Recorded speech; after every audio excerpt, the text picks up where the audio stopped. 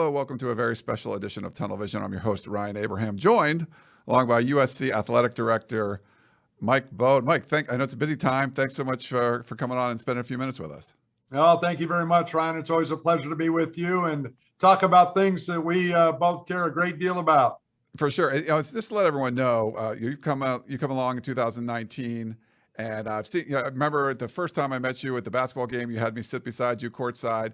Every person I've talked to that has interactions with you, everything has been really positive. I just wanted to kind of pass that along, let people know. It's just, if you get a chance to talk, come up and talk to you, you're very approachable. And I just want to say, I think it's made a big difference around the program. Just seemed the people that I've talked to you that interacted with you have just been positive as far as the experience goes.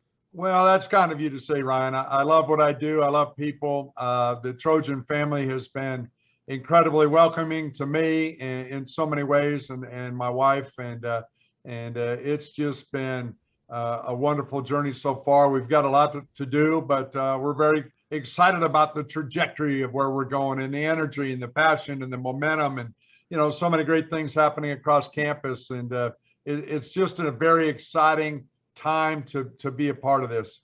Certainly is. I know the fans are excited. We see them all the time on our message boards. I'm sure your interaction's been different. And I wanted to acknowledge something too. Back in March, I'll read USC Athletic Director Mike Bohn was named the 2021-2022 Football Bowl Subdivision Athletic Director of the Year by the National Association of Collegiate Directors of Athletics, the NACDA. So you were USC's first ever honoree. So I just wanted to pass along the congratulations for that one as well. Well, thank you, Ryan. As you know, anytime someone in an organization is given an award, it's a reflection of the entire team and so many people that do great things here. And I'm proud of that. And anytime your peers recognize you, it means a lot to you. But again, I'm thankful to be on a team of people that are just working so hard to build a program that can make all of our Trojans proud, and one that we can all be very, very excited about. One of the things we got to address first, there was breaking news this morning. Your right-hand man, Brandon Sosna, who interviewed, I guess, with the Lions about a year ago, going to take a front office position there with the Lions. I don't know if you got to react to this on social media or anything, but just wanted to kind of get your thoughts. Brandon, I know you said he was the architect of the Lincoln Riley hire, which brought so much kind of joy to the USC fan base. Any thoughts on Brandon and him moving on? Well, first of all, I'm really excited for Brandon. I'm sad for us, but I think anytime you work with somebody that you have so much respect for, you want them to be happy and be able to achieve the real goals that they have. And his work ethic, passion, vision, determination, the way he conducts himself each and every day, he's a joy to be around. He's really touched a lot of people here. Obviously, is really the strategist behind our coaching search, which brought us Lincoln Riley to so many other things. I could go on and on and on. When you have a partner and somebody that is so bright and really a treat to enjoy working with each and every day, it'll be an adjustment without him. But I'm so thankful for the things that he did to help us. His his vision, his leadership, his intellect. He's amongst the top sports minds in America. And he's going to do well no matter where he is. But I'm just proud that while he was here, he was able to establish his brand and really utilize the USC opportunity to learn, to grow, and develop. And obviously somebody recognized the ability to open up some doors in the NFL, which I know is a big piece of part of his future and really where he wants to be in that space. But he gave us 150% of his heart and soul the whole time he was here. One of our hardest workers in the department. And I'm just so excited about his bright future and excited about what he left behind to help us continue to work on. Yeah, future NFL GM, I'm sure, really sharp guy. And I know everyone that's interacted with him as well has had positive feedback. You mentioned that, the Lincoln Riley stuff. I mean, it's been a little over 6 months. It was a huge splash. I'll put the picture up where you guys signed him at the Coliseum. It was this, the media was there. It was just this big celebration. And it seemed like the whole fan base kind of changed and turned at that point. What has it been like this first 6 months, kind of like looking back on this Lincoln Riley hire? I think when you look back, it was really the launch of a convalescence, if you will, with our fan base. And as you know, we had a schism amongst our base and so many. And And it's just been a wonderful rallying point of bringing people together. And my hat's off to Lincoln, the way he built an incredible staff, his recruiting, his professionalism, his humility. Lincoln Riley is a real joy to be around each and every day. And we're lucky, thrilled, and honored to have him as our head coach and a leader in the department. And the way he's embraced this community and along with his family is just so impressive and fun to watch. And we just couldn't be more excited about our bright future with Lincoln and his staff and the way that he runs his program. And again, from recruiting to relationships with players, all those different things. It's just such a wonderful piece to be a part of. Just my interaction with fans on USCfootball.com, it's changed a lot. People are excited. I think they feel like the athletic department cares about the football program when you go out and even attempting to make a hire like that, not just like, landing the biggest fish out there. What is the interaction with the alumni, the fans, the boosters and everything since that hire came along with you and your staff? Well, I mentioned it earlier. I think that when you think about successful programs that are competing for national championships, you have to talk about intensity of interest. Well, what does that mean? That's from the casual fan that comes to games and wears their gear in the community, to the season ticket holder, to the major donor, to the corporate sponsor, to the students, to the marching band. It's everybody that has a commitment to recognize that, hey, we want to compete against the best and the brightest, and we want to compete on the biggest stage. And when you can have an alignment with all those different constituents all pushing in the same direction, it's powerful. And I think that's why our recruits feel that. I know that our coaches feel that. And now we've got to continue to do everything we can to deliver a game day experience for our players, our fans, the media, television networks, all those entities that are so important, to be able to know that, hey, yeah, you're a part of something special here. And when Traveler hits and those lights go off is when it's a night game and we let everybody know the Trojans are coming out, it's special. And again, my hat's off to Lincoln for energizing the base the way that he has. But everybody has a role, and everybody has a role in trying to ensure that the intensity of interest is high. And I'm looking forward to that opener against Rice. My expectations are we're going to do everything we can to fill the Coliseum. I know that's a lofty order, but that's our expectation. And I think back to my early conversations with Pete Carroll when I arrived here and talked about what he was so proud of and excited about. He was most proud and excited about the fact that the Coliseum was full when the Trojans came in there. And that's the type of electricity and fun and excitement we want our fans to experience each and every game. And obviously it means a lot to us, obviously, recruiting, the way our young men will compete, everything that is tied to that. You took over, obviously, some challenging times. I mean, no one expected COVID, everything that was going on with the coaches, the fans, and everything. And you kind of, come through that. But college football is changing daily. I mean, the NIL stuff, everything is there's a lot going on. The media rights deals. I know it's a big one coming up for the Pac-12, and it sounds like you guys are going to be a bigger player in all that. How involved do you think your office is going to be in this new media rights deal? And I mean, it just seems to be things are changing all the time. The Big Ten can sign a big one. There's a lot going on in that world. Well, there is a lot going on in intercollegiate athletics. We have new leadership in the NCAA with Mark Emmert stepping down.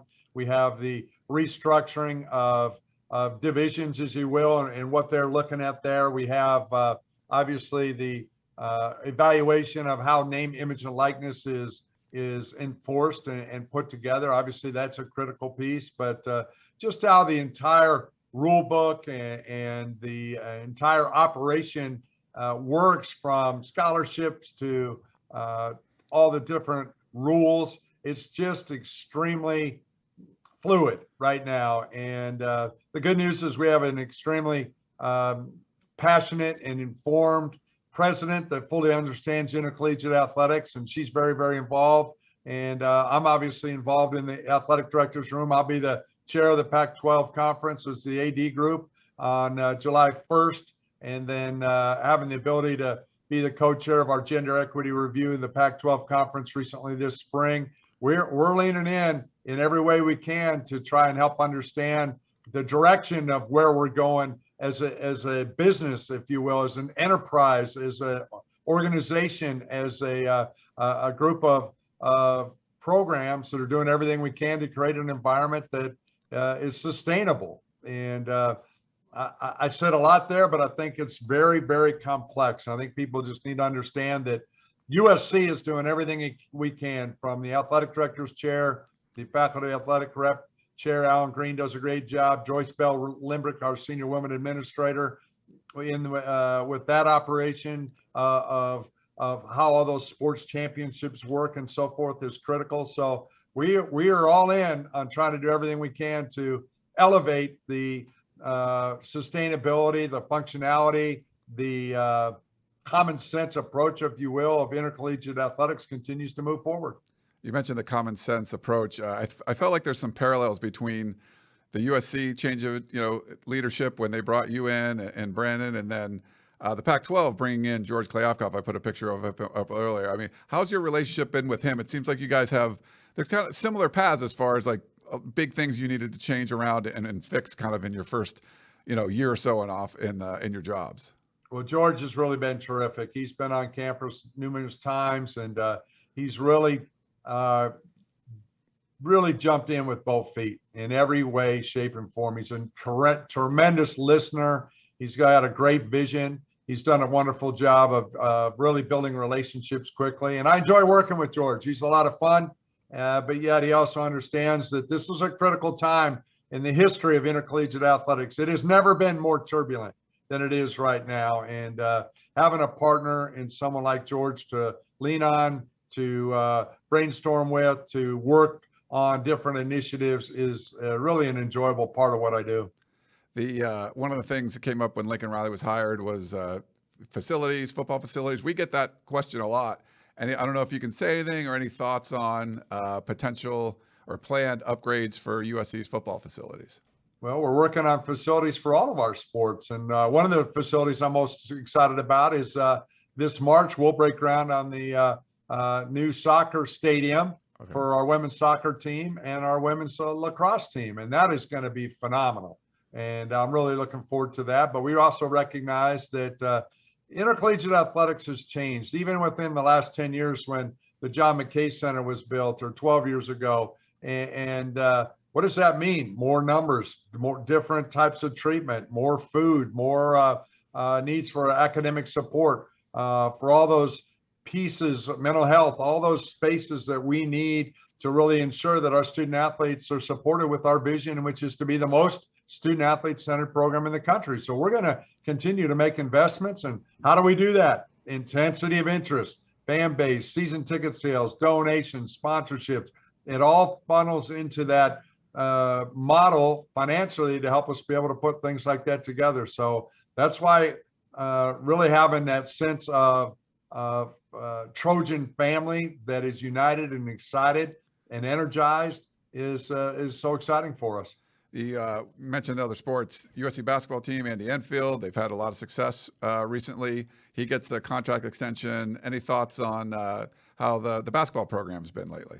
Well, Andy's obviously doing a wonderful job there, and I think it's reflective. And Boogie Ellis coming back after considering putting his name into the NBA draft, and obviously Drew Peterson coming back as well, and the incoming freshmen and the returning players that he has coming back. I'm excited for what Andy's doing, and I'm excited about what's going on in women's basketball and how they are really working hard to both of them to ensure that they have a roster that represents the style of play that they want to play and be able to do the things they do to put a product out there that's entertaining that people want to be a part of watching. And again, I think back to the big wins that Andy has had. What happened? What was consistent around that?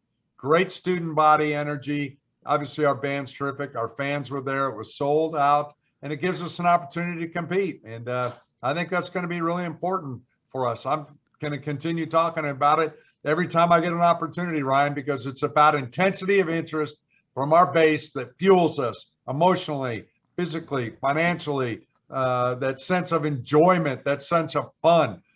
That is the Trojan family that is our secret sauce, if you will. And I think the Trojans, when I talk to them, and I've been out a lot trying to see them, and now that COVID is over, if you will, in the sense of being able to get out and visit with people and talk about why it's so important for them. And you know what they talk about back to me? They say, Mike, that's what we love. We love being around other Trojans and tailgating and the game day excitement and looking up to those games and thinking about what we're doing and road trips and all those things. So it's a fun time to see that I all kind of begin to ramp up and that energy and excitement level be very, very high. Another team, no one's had more collegiate baseball success than the USC Trojans. Obviously not been as great lately. You make a change there. Kind of talk about maybe the thought process behind that, what you're looking for, and does USC need the baseball model to change where more scholarships are available to be able to compete? Or any thoughts on all that? Because there's a lot of fans out there that really want to see this baseball team be successful.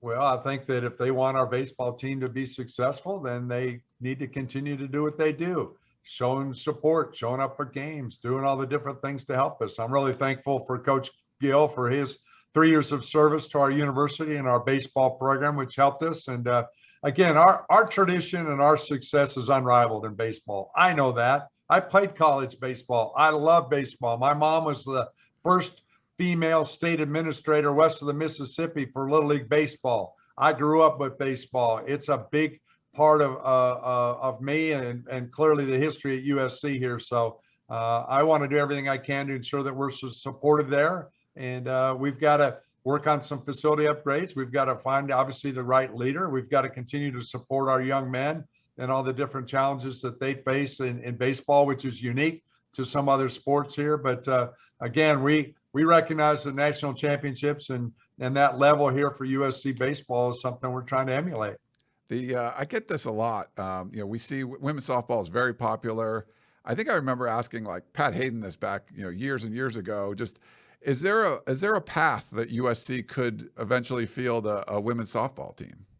Well, right now we're going to do everything we can to support the 21 sports that we have, and I'm thrilled about our recent upgrade we put together with our track facility and what that's meant to us. And Quincy Watts and his staff are just doing a phenomenal job with one of the top ranked recruiting classes coming in, and that's an example of when student athletes see a commitment and incredible facilities and tradition and history and great weather and great academics and a great institution and a phenomenal community to live in. That's the formula. And we just want to make sure we don't miss in any of those areas so that those elite student athletes want to come here and play, whether it's baseball, beach volleyball, you name it, and putting it together. That's why I think the new stadium for soccer and women's lacrosse is so exciting. We're working on projects associated with a boathouse around the crew program. John Colich just recently helped us build a brand new throw facility for track and field that we've never really had for our athletes to be able to throw and practice. And it's phenomenal. And it's those type of projects and efforts and leadership that allows us to boast of our commitment to be the most student athlete centered. And that's why recruits want to come here and be a part of it. So it's a high bar. The facilities race is a real one, but that's why each and every Trojan really plays a role in our ability to pull those together. Well, Mike, I really appreciate the time. I know we talked, doing a 20-minute thing, and it just got a lot of topics in there, and I appreciate all the insight. It was great to see. I got to see you out at the Tour de Pier in Manhattan Beach a month or so. Wasn't that a fun event? What a great event that John Hirschberg does, and so many volunteers there that just do a wonderful job for a wonderful cause. And we were proud to be a part of it. I enjoyed seeing Andy out there Andy Enfield riding around doing a good job with it. And it's just another example of why we want to be an active part in the community in every way, shape, and form, and give back, because we're all connected and we all want to do the right things and building a program we can all be proud of. All right. Well, again, thank you for your time. I know it's a crazy busy day with, making some changes on your staff, but best of luck to you filling in that role and everything else. So thanks. And thanks again for the time. No, absolutely. Anytime. I appreciate you, and fight on. Thanks, Mike. All right, everyone. Thank you so much for tuning in. That's Mike Bohn, USC Athletic Director. We will talk to you guys next time.